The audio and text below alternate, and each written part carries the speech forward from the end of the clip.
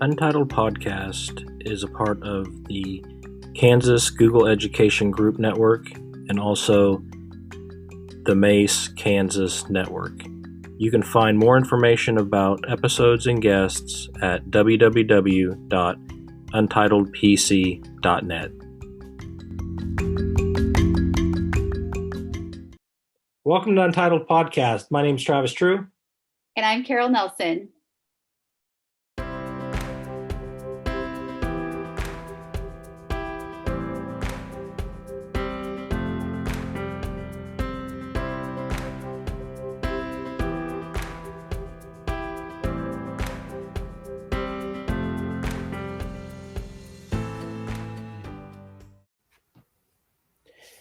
All right, welcome everyone to Untitled Podcast. I'm Travis True. And I'm Carol Nelson. And this is our first podcast of the new year. And it's actually our first podcast in a long time, since September. Some updates and the reason behind why we haven't done any shows lately is that Carol and I have been a little bit busy. And haven't had enough time to get some episodes done. I've done some assistant principal work along with my tech integration job last semester. And so that tech integration or that assistant principal experience has ended now.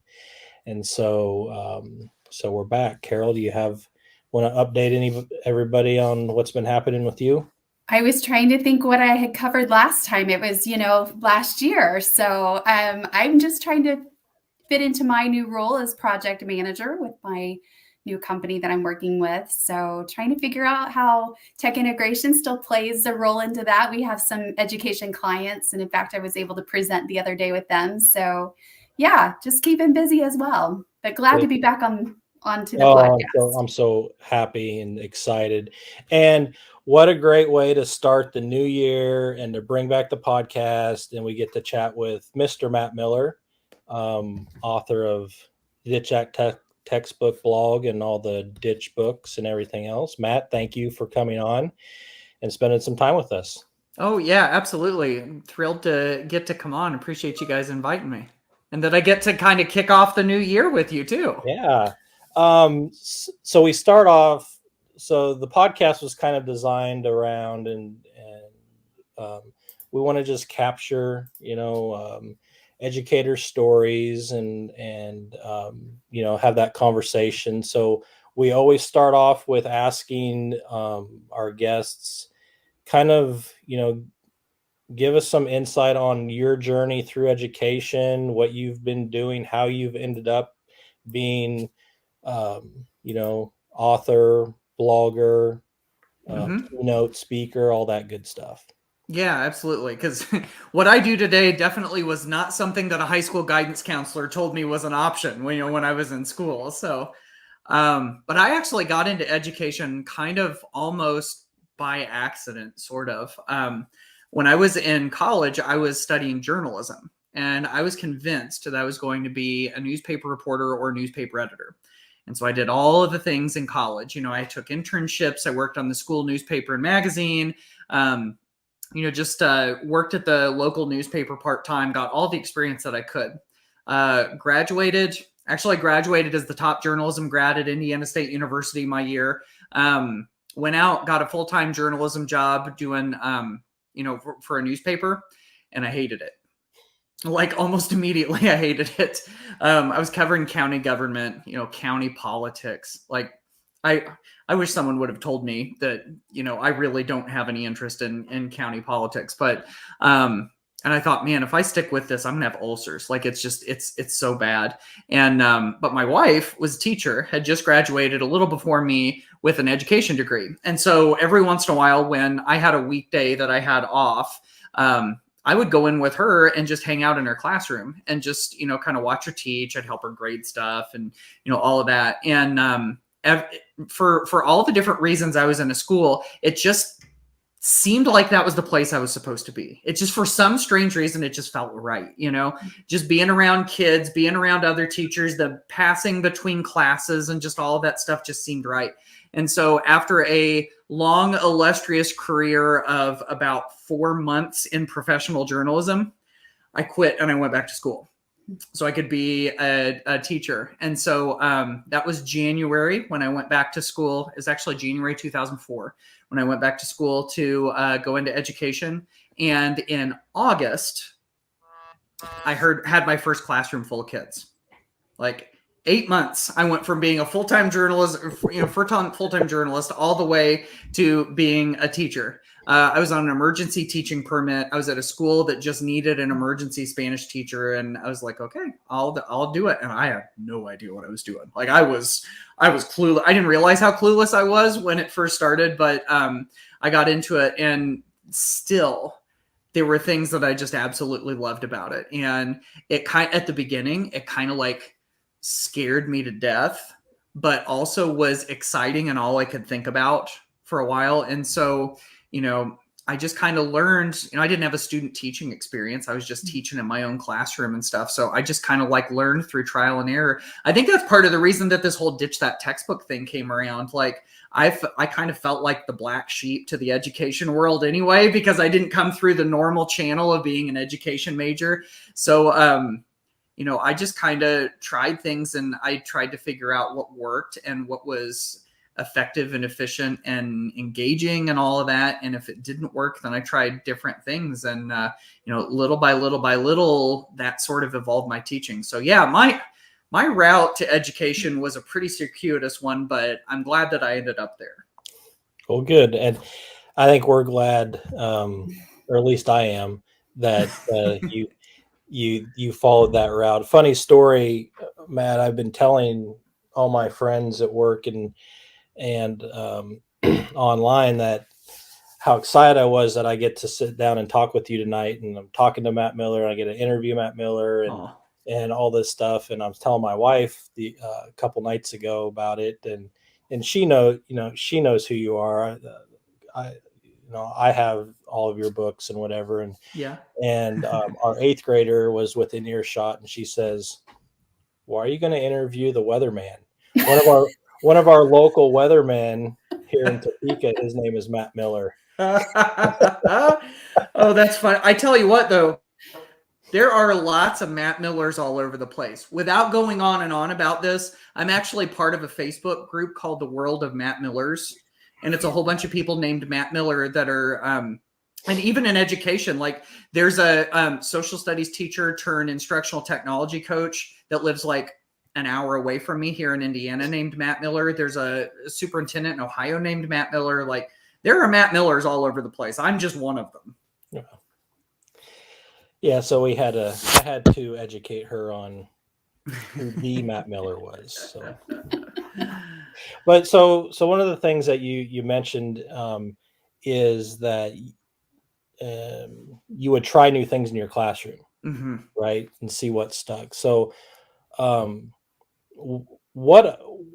So as you talk to teachers, what kind of advice do you give those teachers who are scared to do that, to try that new technology or that new website, and they're not quite sure where to maybe start?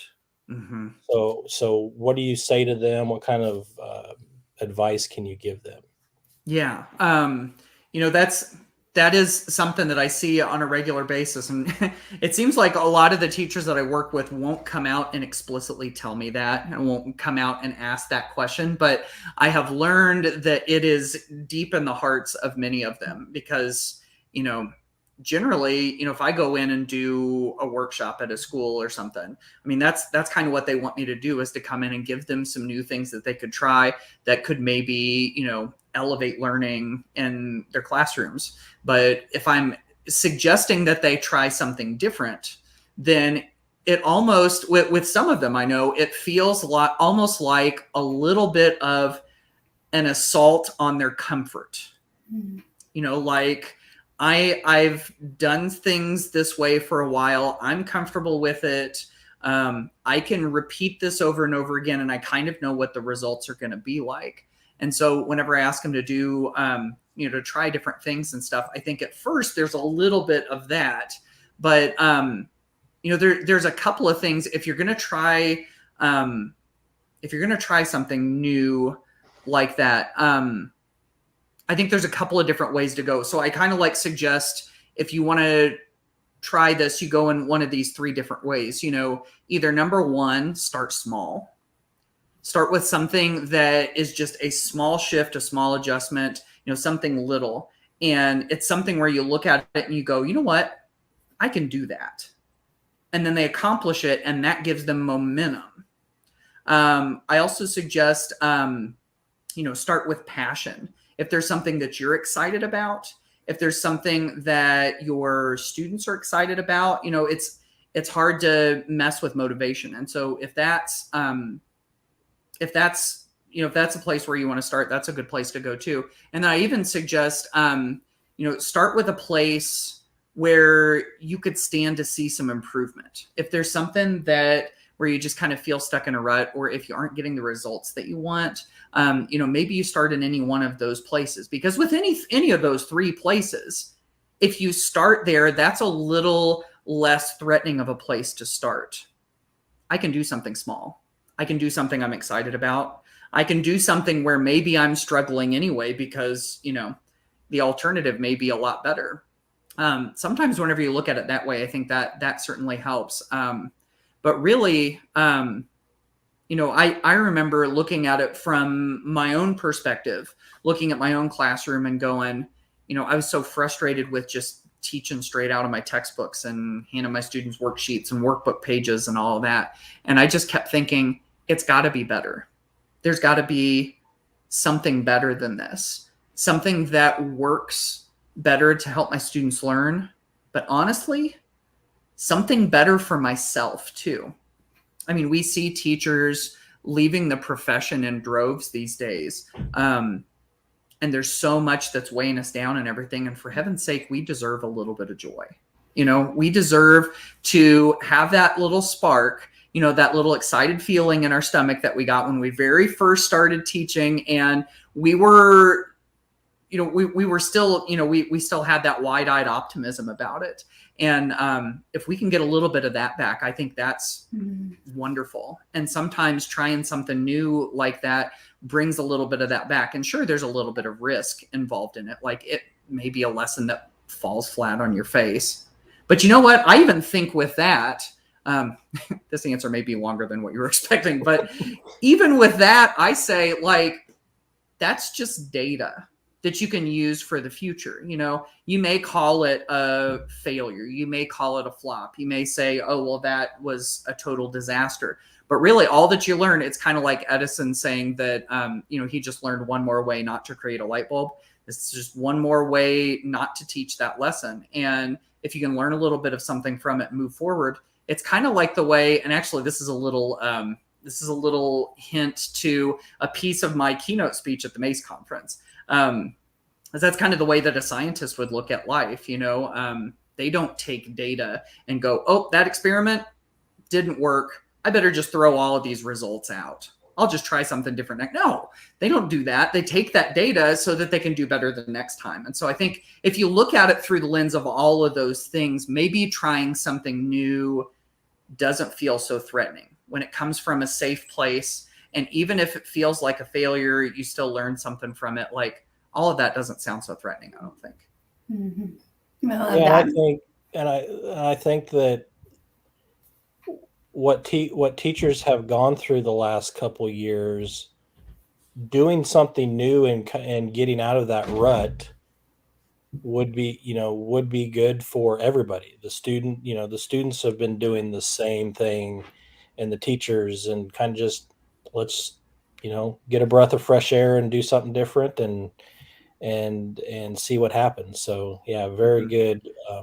Excellent advice. Yes. Yeah. And, to kind of piggyback on that idea, over these last year or two or something, teachers have kind of been doing what we were just talking about. They've kind of been forced to do it. They've been forced to try new things. And when it seems scary and everything, I mean, they may look back on, remote teaching and learning and everything, and they might go, oh man, that was a disaster. But I bet if you ask most of them, did you find something that you liked out of that you think you're going to hang on to? I bet most of them will probably say yes, that their teaching practices and the things that they do in the classroom have evolved in a positive direction for the most part. Hanging on to the things that really work, but also finding some new things that they can try. So they've been forced to confront new ideas and to try some of those things anyway. And so it's like, if we look back on it and we go, we have some life experience that shows us that if we try something new in the classroom, we will not die. We will continue to be able to, to go on teaching. Our life will continue on. So, we've kind of already got some experience from that we can draw on, I think. Yeah. We have. And kind of going off of that with just the way things have been over the last few years, one of the big things right now is learning loss and how to address that. What strategies and tools, what have you found as you've interacted with schools and educators that you're suggesting that might help with, either it's a tool or a strategy that might help address that learning loss? Yeah, I've wrestled with that term a lot over the last year or two, learning loss. In fact, I did a TikTok video where, TikTok videos are pretty short, right? I kind of went off about the term learning loss. Like, it was like, I get where schools are coming from, and it's usually, school leadership, district leadership, teachers to some extent that are talking about learning loss. And I get how we expect whenever kids get through a normal year that they will have made a certain amount of progress. And we feel like since in many ways they haven't made that same kind of progress, that we feel like we're behind. And, the funny thing about education I've found is that you can't run twice as fast to catch up. Our brains, our minds we only learn so much so fast. So it's not like saying we're going to double down. It doesn't work that way. So anybody who says let's learn twice as fast has never educated human children, I don't think. So I think some of it, I think we just need a healthy dose of perspective. That, we might not have made the progress on our learning objectives and our standards the same way, but I'll bet kids have learned an awful lot of stuff over these last couple of years. It might not be in the exact same neat little tidy box that we usually put it in, but they've learned an awful lot. They've gone through some life experiences and some perspectives and stuff. I don't want to say that a global pandemic was a good thing and makes us all, better. But I think everybody has learned something from it. So I think, instead of looking at it from a deficit mindset, what have we not been able to achieve? Call me the starry-eyed optimist. That's okay. My wife calls me that all the time anyway. I'm just used to it. I want to look at it from the terms of what have we gained and how are students different or better through the experiences that they have come through. And really, I mean, if we're honest with ourselves, and I saw this in my own high school Spanish classes, like I would get kids in Spanish too. And were they fully, proficient in all of the standards from Spanish 1? Not always. But did that mean that I got to jump in and start on those Spanish 2 standards with all of those kids regardless? No, sometimes we got to go in and we got to try to fill those holes. I mean, it's, the basic idea of, remediating all over again. This is just kind of what we do as educators. We figure out where kids are, we meet them where they are, and we help them to take the next step. I think that's really all that we can do. So when I and like I said earlier, I totally get why people use that term learning loss. And I know that we see certain things, certain benchmarks, and we haven't quite gotten to what we have before, but I think in the big scheme of things, we're all just really trying to live life and trying to do the best that I can. So if anybody's concerned about that, that's what I would hope that they would think about, just like the perspective of where we've come over these last couple of years. And we need that starry-eyed optimism right now. Yes, ma'am. Absolutely, we do. Yes. All right, so let's talk about Mace, since you brought it up earlier. So for those that are listening, I am a board member for Mace, Kansas, which is the Mid-America Association of Computers in Education. We are the ISTE affiliate in the state of Kansas, and we host a conference, a 2-day conference, at the beginning of March every year. This year it is March 3rd and 4th. It's held on the campus of Kansas State University in Manhattan. And Matt is going to be the keynote speaker this year. He was scheduled to come to Manhattan last year, and we had to postpone his keynote for an entire year, but he graciously agreed and had a spot in his schedule to join us in Manhattan. So if you're interested in joining us in Manhattan, the 3rd and 4th, you can go to our website, which is www.mace-ks.org. It's mace-ks.org, and we'll put this in the show notes on the Untitled podcast website too, so you can just click on that. But Matt, you want to give a little bit? You kind of gave us a little taste of the keynote, but is there anything else you want to give? And I think you're gonna maybe do a couple of breakout sessions too. Right. Yeah. First of all, I just want to say how incredibly pumped I am about getting to come to this. When the first correspondence came through that you all were considering me as the keynote, I was already excited because I already have, so many friends in Kansas, folks that I know that are fantastic educators that are regulars to Mace. And I've already heard through the grapevine all the good things about the conference and everything. So I was already pumped in the first place.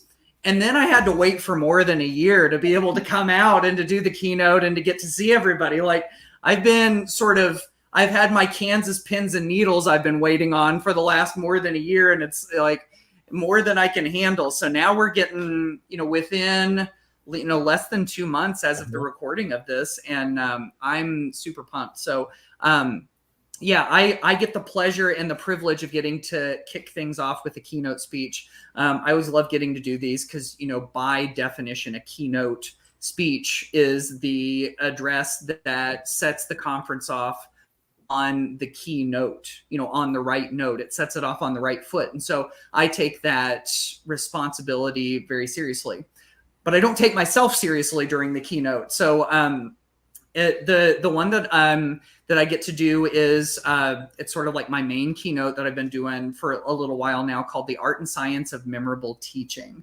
And it's sort of it sort of kind of follows the storyline of my journey through education, where I first got into it.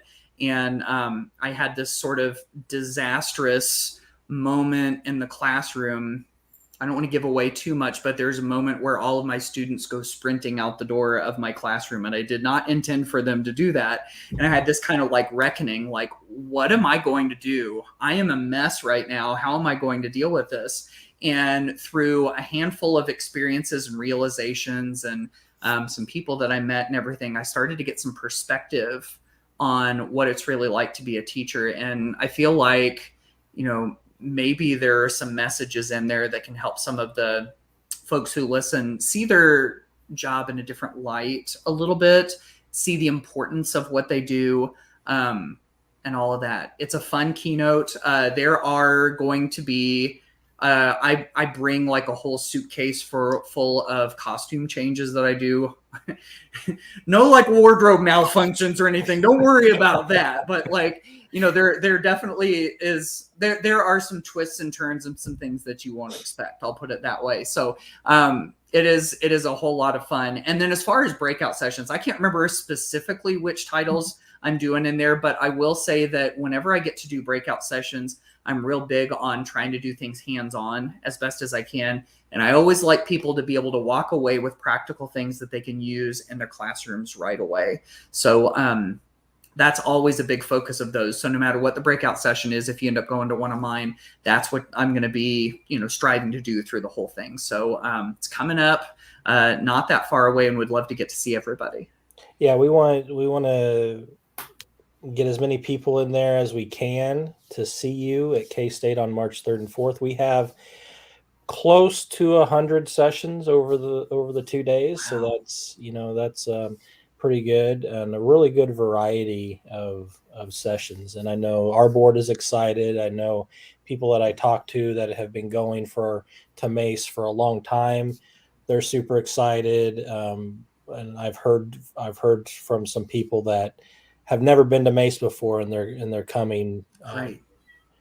Well, we haven't gotten to be face to face in such a long time. Yeah, and MACE actually ended the week before our governor shut down all the schools and we went fully remote. Wow. So we were at finishing the MACE conference, spring break for pretty much all the districts in the state was the next week, and on that Thursday, so we ended the Friday before, and that next Thursday the entire state was shut down for the rest of the year for remote learning. So we were lucky to get our 2020 conference in, just to barely got it in, and then we're super excited to have this again at K-State. So so you've been to a lot of conferences in a lot of different places. For people that it's been a couple years for me to go. For somebody who maybe hasn't been at all to a tech conference like this, what are some tips for those people to get the most out of those couple days while they're there? Yeah. Well, I'll give you some tips, but I also feel like I need to say that from those very first days of my teaching career, I got to go to some teacher conferences. For me at the beginning, it was my state foreign language teachers conference. And ever since the very first one that I went to, I've always felt, maybe this is just the nerd in me, I don't know, but that educator conferences are this special place. To me, they just have always had this great place in my heart. Just because you get together with other people, other like-minded educators. For me, when I was teaching high school Spanish, I was the entire world languages department in my school district. A world languages department of one person, which was kind of nice whenever we had department meetings. It was like department meeting of one person. Any disagreement? No. Okay, that passes. It was really easy. But it also meant that I didn't have people to bounce ideas off of. And so I got stuck in a rut so easily. And when I got to go to a teacher conference, it was like a breath of fresh air. And I was like, I get to be around all of these people.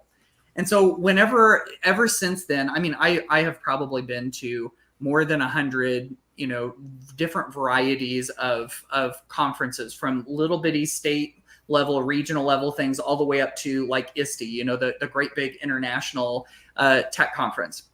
And so whenever I go, I always feel like, yes, I want to pick out some sessions that I want to go to. Sometimes I like to go to things where the topic is something that I'm sort of familiar with, because then I can fill in the gaps. I can fill in the holes. I can level up. But I also like to go to things that push me and challenge me. So a variety of sessions is definitely a good thing. But I also have found that some of the best stuff that I will get out of a conference doesn't happen during the sessions. Or maybe it does happen in the sessions, but it's with the conversation that I have with the person sitting next to me. Those relationships and those interactions, those one-on-ones and those little table conversations and the coffee discussions, like all of that stuff sometimes is just as valuable. So, that's definitely important. I found also, I'll give you one more thing, that after a day at a conference, I've always found it helpful, either when I get done with the whole conference or, we get done with day one, it's always good to kind of like go debrief the stuff that you've just seen. It's so easy whenever your brain's full, and your brain will feel full, of all different ideas and things. But whenever your brain feels full, it's easy to think back through some of those top moments and those things that you want to try and everything. But if you don't log those, or if you don't go back through your notes or anything, it's easy for that stuff to kind of like leak out your ears, and eventually you don't get to use it. So I know for me, especially at the end of the conference, it's good for me to kind of like catalog, here are the things I want to try. Here are the things I want to do next. Here's 1, 2, 3. Those are the first ones I'm going to try. And then here's the list of other things that I want to try eventually. Because for me, I would take notes, physical paper notes, sometimes digital Google Doc notes or whatever, and they would get filed away, and it would be hard to remember to go back to them. They would either get stuck in the filing cabinet of my desk, or they would be stuck in my Google Drive, and I would just never get back to them. So, make the most of that time afterwards to give yourself some time to debrief and to think things through, so that you can take all those great ideas and eventually implement them. I think those are probably some of the top things for me, at least. I like the tip. I like the debrief tip. I got into the habit of at TCA, we would go to TCA. Mm-hmm. Instead of ISTE, it was just a little bit easier for us because we do a lot of summer training. And on my walk back to the hotel from the convention center, I would get my phone and hit record and just kind of record my thoughts as I walk back to the hotel. Just, I have my notes with me, but it's like, oh, I had the conversation with this person or this vendor, and I want to try this and remember to do this. And then I can rewatch those either on the flight home or the next week, and make sure, have those notes also too. So yeah, that debriefing and just trying to capture that. I just did it with my phone. But there's a lot of different ways you can do that. But yeah, that debriefing part, because your brain, it does start coming out of your ears, it feels like sometimes. And it's like, I always say, it's like getting hit in the face with a fire hose and trying to take a drink, that's what it feels like sometimes, especially if it's the first time you're there and you're just trying to figure out everything else. So yeah, and it probably goes back to what Matt said earlier of starting small. Which of those things where can you start small with that? What are you passionate about? Have that part of that conversation and just make a plan. Yeah. And, Travis, you mentioned something about the vendor hall too. I think that's one thing I didn't mention. There's a lot that can be learned and a lot of connections you can make in the vendor hall. I'd say that. And then also, don't be afraid to let yourself rest. Absolutely. It's so easy to go and go and go and go. And by golly, if you just need 10 or 15 minutes to sit down and catch your breath, wear comfortable shoes and layers too. I got all sorts of tips. We could do a whole session. Maybe you need to come back and do another podcast episode one of these days. We'll just do conference tips for an entire episode. The last one I'll give is, don't be afraid to eavesdrop on people. Right. Because like you said, a lot of the best conversations I had were out in the hallway between sessions. There are some sessions I didn't even get to because of the conversation that I was having with somebody while waiting in line, and we just found a place to sit and was, started talking and sharing ideas, and next thing you know, you missed 2 sessions because you had that connection. And so anyway, well, Travis, can I put 2 cents in right there? Eavesdropping. I would include social media eavesdropping as well. So following that hashtag, connecting with people that way as well can give you kind of that eavesdropping connections, another element to it as well. Yeah. Hashtag Mace KS 22. Is that 22? Hashtag MACEKS 22. That's the hashtag for the Mace conference. Matt's going to be there keynoting, and we're going to have an awesome time. Yes. Our last question, Matt, is one that we've in the past asked at the end of every podcast, and we've tweaked it a little bit. We used to ask, what in COVID would we continue forward? We've tweaked it a little bit now to say, what is something that has stuck around since COVID started that you feel will continue in classrooms through the end of the pandemic and into the next decade? Yeah. I've heard a handful of them. I actually started doing a whole breakout session. A lot of times it's like part of a virtual workshop or something where I'll talk about, pandemic teaching, what to keep and what to ditch. And, just like all of these suggestions and ideas I've picked up from social media and from talking to teachers and, different things that I've seen and all. We could talk about a variety of things. But I think the one that I heard the most when remote teaching was a really big thing were those check-ins with kids at the beginning, especially since we didn't get the experience of watching kids walk in the door, observing their body language, getting to talk to them. And you can kind of feel where kids are. Some of them mask it pretty well and they can hide it, but some of them don't. And so there's a little bit that we can pick up on that whenever they walk in the door. But of course, if you're remote, especially, if you've got kids who have their cameras off, or, even if you just see their face, like there's only so much that you can pick up on. And so teachers started explicitly asking kids, a lot of times just through a simple Google form. They're just asking, how are you doing? Is there anything that I need to know? Is there anything I can do to support you? Just little things like that. And I heard from so many people, they were like, why have I not been doing this my entire career? It takes this much time, just a teeny tiny amount of time. And if I'm willing to ask those questions, the responses that I get from kids can be huge.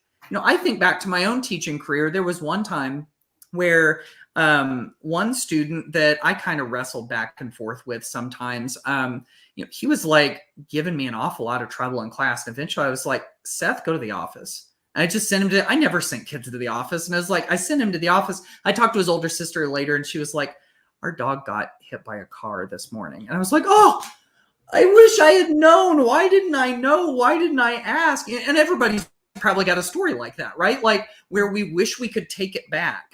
And we wish that we had known, but that's just one of my stories, where I wish I knew.